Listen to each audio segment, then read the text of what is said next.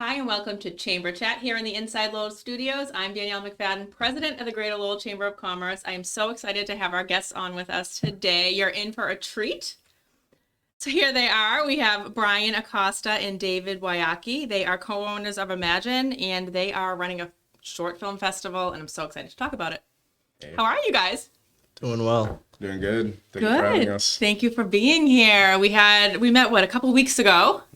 And you guys just are bringing so much to the downtown area, to Lowell, and we're just so excited to have you on. Thank you. Really appreciate this opportunity to talk about the event and just everything we're doing.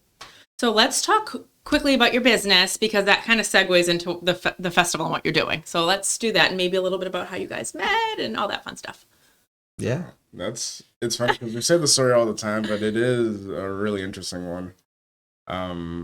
But let's start with the company, because I would say that's kind of really the one that... Yeah, we can start with the company. Actually, we have to start with how we met, because that plays into the company. All right. Yeah. You want to kick it off? All right. Yeah, we're going to do a little back and forth. I'm just going to put the camera on you guys. Go at it and drink my Brewed Awakening coffee. So me and Bryan met in college at UMass Dartmouth about 8 years ago. 2015. Yeah, 2015, about 8 years ago. We met through a mutual friend acquaintance that I went to high school with. That was Bryan's roommate, and then he introduced us. And the reason that we became friends is because we used to watch TV shows, and we used to complain about certain ones, and the ones we hate. And I was like, if I could rewrite this is how I'd rewrite it. And then Bryan would be like, no, this is how I'd rewrite it. And then we just used to talk about that. We used to play video games together. We were very nerdy guys in college. I was trying to be the cool one, but it didn't really work out. Bryan was the cool one. For me, I was just happy to be away from home and play Yu-Gi-Oh! On weekends, instead of going to parties, which is interesting use of our time. But literally, we just stayed friends. We became roommates in college. We used to talk a lot. We used to create a lot. Not too much together, but we would always bounce different ideas off with each other. And then, you want me to go to the company, or you have something to add to that? I would say the roommate that linked us up together, it was probably, I met him the second day ever of school, college. But the roommate that I met him in orientation.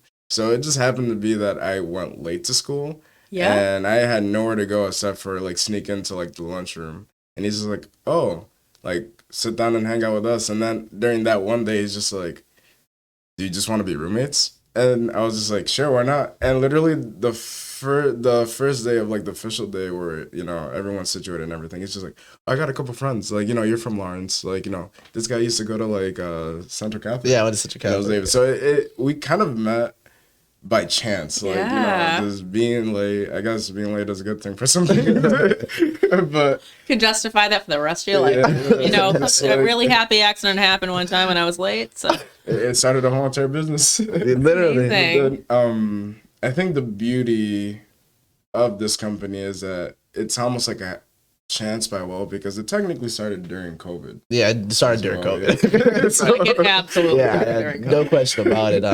What had happened was, so personally, I was in college, and Bryan knows this, and I was a writing major, and Bryan was it was integrated arts, so it was animation, game arts, and a bunch of different things. But what I was doing was, my goal in college, this was my foolproof plan, was to go viral from making funny videos and then somehow land a writing job on a TV show. That was the train of thought. That is foolproof. That was foolproof. Absolutely.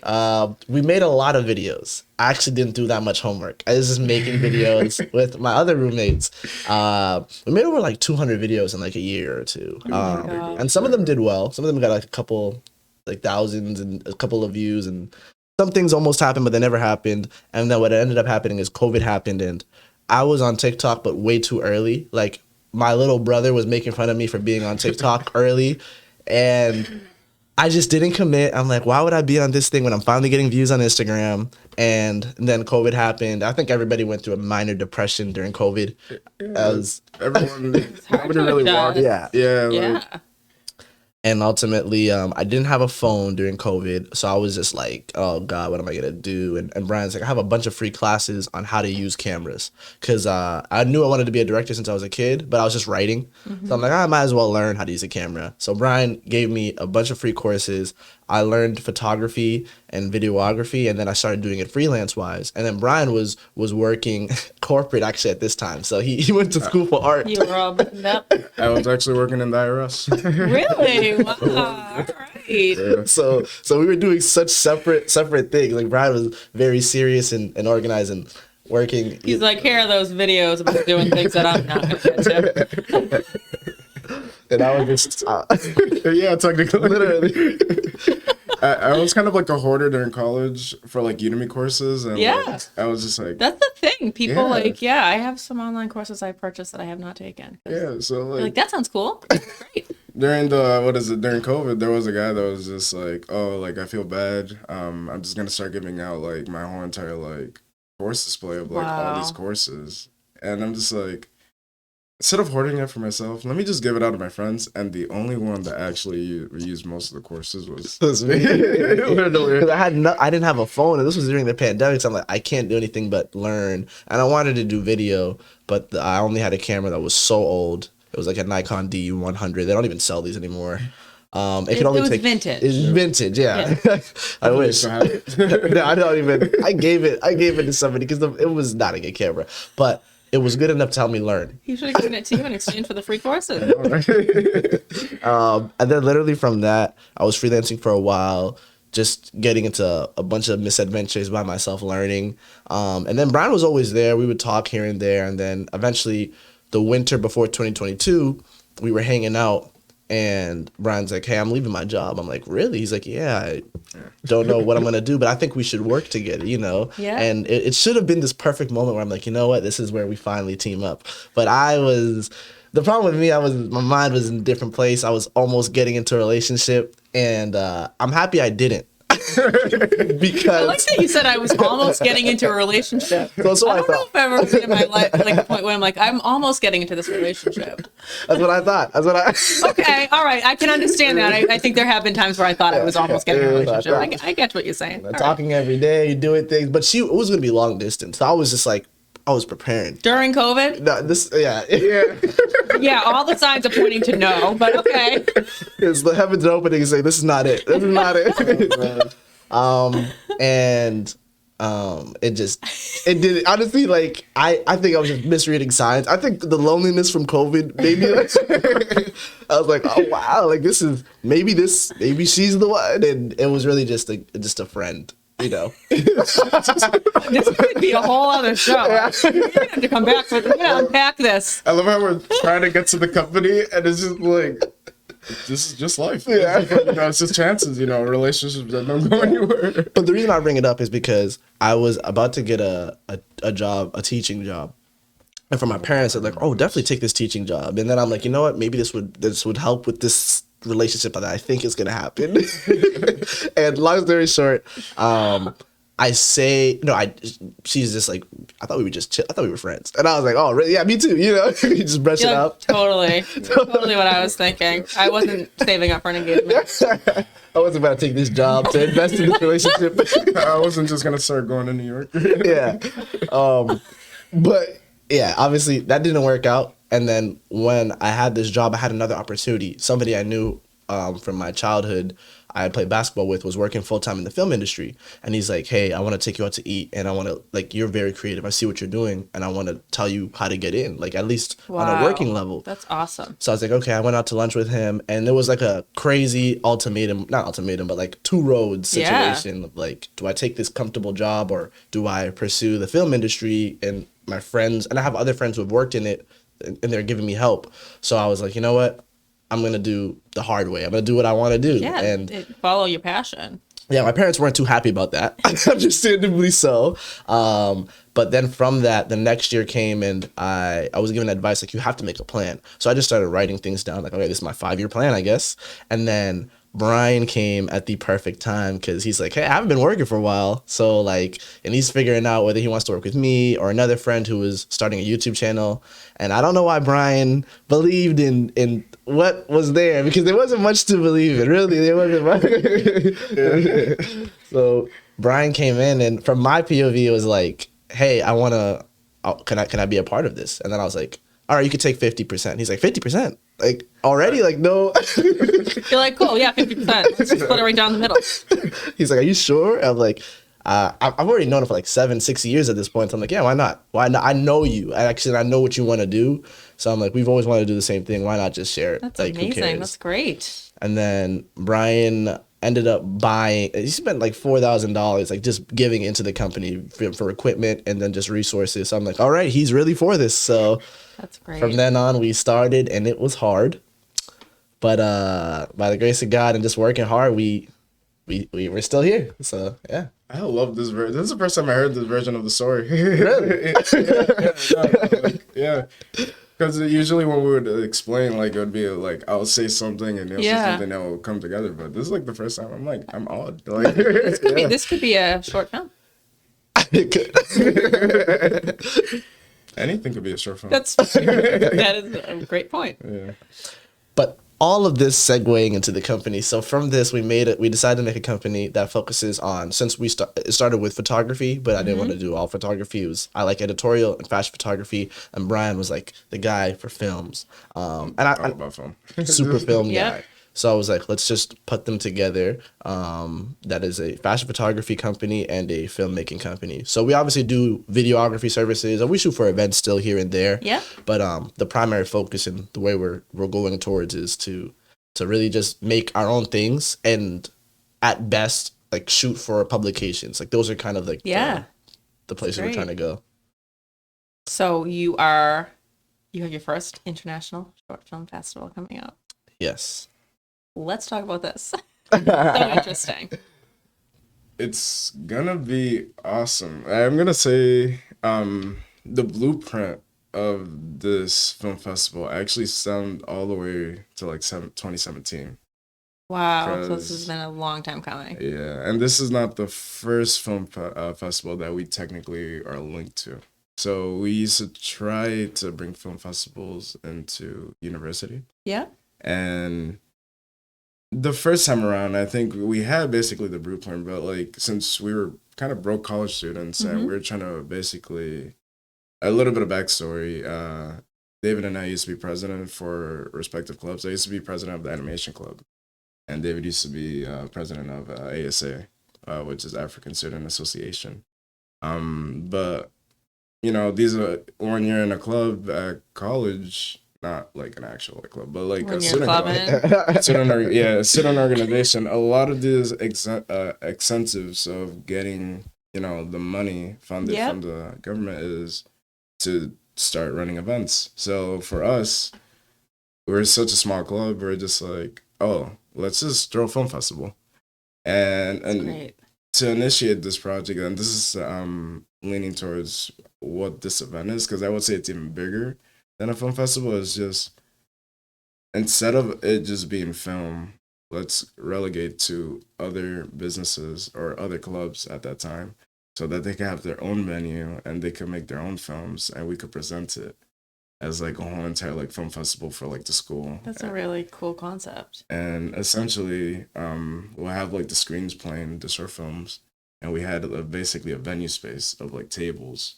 where like they could come and they could basically share memorabilia, even if they didn't have a film or anything. Yeah. Be able to like bring out almost like another club fair, but like to like just initiate the arts.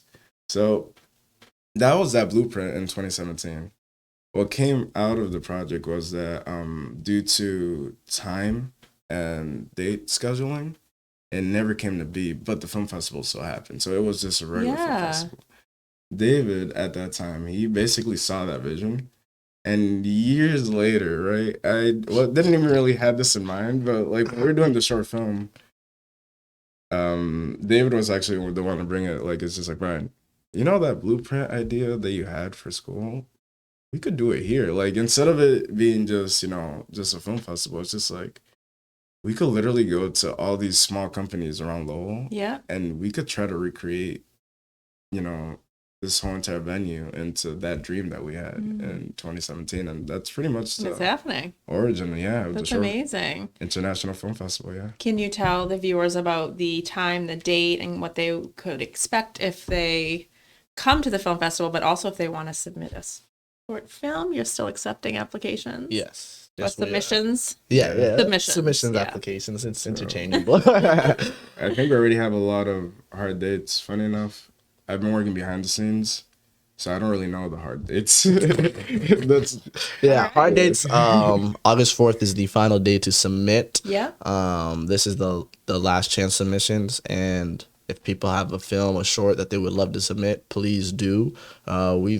We got a lot more than I expected, to be honest. I thought, like, if I'm being very transparent, I thought the hard part would be getting the films. Yeah. But we've been very blessed to have people submit, actually want us to watch their movies. So I'm like, oh wow, Great. so this is the last call for submissions. August 4th is the final one. So definitely, if you have a film, get it in. And then the event is August 26th, and it's a whole day event. It's from 12 to 10 p.m. So I would say buy a day pass.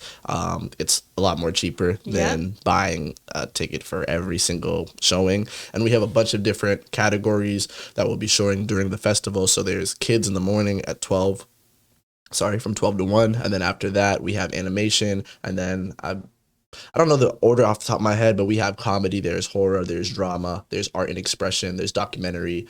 And then at 9 to 10 p.m., that will be Bryan and I premiering our film, Happy Wife, alongside a lot of different short pieces and content that was made by our business's interns. So it's going to be a really cool event. We are also sponsored by Sahil Restaurant. I want to say thank you to them because they're supporting us. So their food's going to be there too. And we're actually even looking for vendors. So if you want to be a vendor and if you want to have a stand out there, if you have a business or if you have anything that you could sell that day, this is an event not just for us, but for the community. And we want people to benefit from this. How long is a short film? Like, what is that considered? I mean, Up to...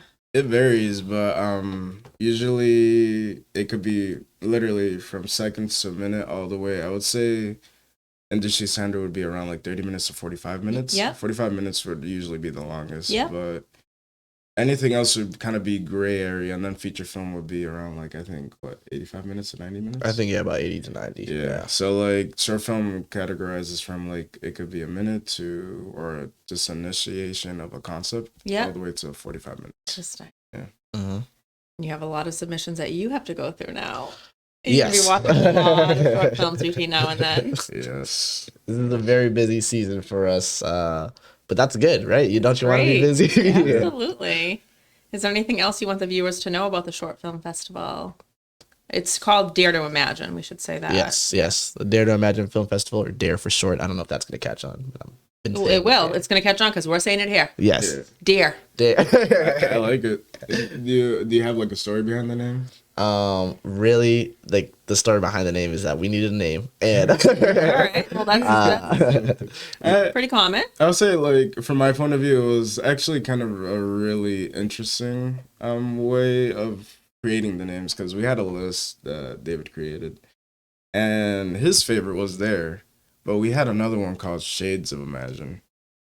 Yeah, so I was just like, oh, I think we should do Shades, and we actually tested it out with a lot of the demographic of our age, so like a lot of 20-year-olds.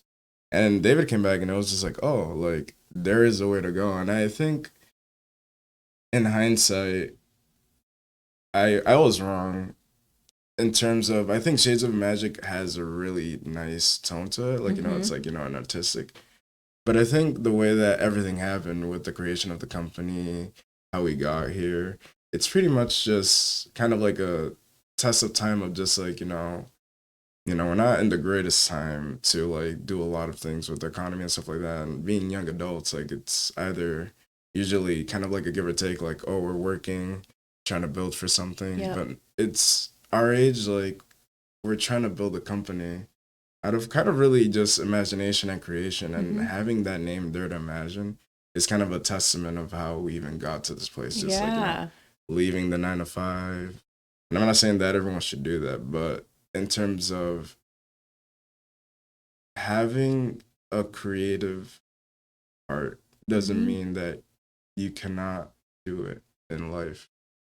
Being smart and having that just will to be like, oh, let's just try it out, as well as let's live life. Dare to imagine does encompass who we are. So, and we're just daring you guys to do something. Really, I feel like it's a simple thing of like, why not? And I think like everything is obviously contextual. Like we are living in like Bryan was saying, like in our mid-20s. It's like a quarter life crisis. You know, it's like, wow, I'm 25, 26. Is this really what I want to do? You know, but I think this is the age to do it, because I don't want to. Exactly what I was thinking as you were talking. Yeah, I don't want to look time back. to take the leap. And follow your passion. Yeah. And there's no loss. Like no matter what happens, it's like it's not like, oh, this doesn't be a quote unquote success. Like we can't lose, because at the end of the day, it's we tried something, we did what we love, and I'll be able to like we have a bunch of movies that we can watch. Like people are paying us to watch their movies.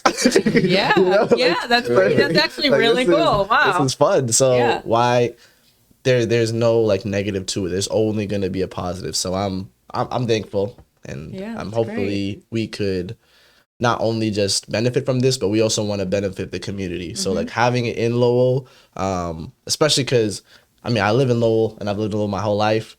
Really wanted to move out last year, didn't move, but you know God got a plan for everything, so we're still here. And I think it's a blessing because we could give back. It's not just about our film. It's like no, we could help other people have a voice, other people who are daring and willing to jump off this creative cliff, or any cliff, really. Well, not literally, figuratively. Any cliff, really. I mean, except for real ones. Except for any figurative cliff.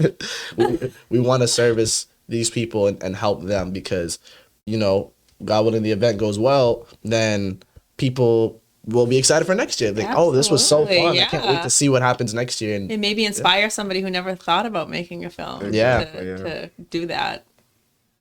It's great. So give the date, the location, the website one more time, and then you're also looking for vendors. So if somebody's interested in that, that's an option as well. Yes. So date is August 26th at the Nancy and Donahue Center in Lowell, Massachusetts. And it will be from 12 to 10 p.m. Get a day pass. There's only a limited amount. There's about, I think, 70 left. So the day passes. Awesome. There's not too many of them, but if you get that, you'll be there for the whole day. There will be food provided by, right now we have Sahil as a sponsor, but it's open for any other vendors as well. So whoever sells food, if you sell merch, if you sell anything, you could reach out to Imag9ne, and the way you spell their name on all platforms is Imag9ne. And if you type that into Google, you'll see our website, you'll see our Instagram, you'll see our Facebook, you'll see everything. So that is the way to reach us. And August 26th, 12 to 10, do not miss out on the first International Short Film Festival in Lowell. Thank you guys so much. This was so much fun having you on. I wish you all the best. Thank you for bringing this to Lowell. We appreciate it. Thank you. Thank you. And thank you all for tuning in to this episode of Chamber Chat. We'll be back again soon with another great guest. Thank you.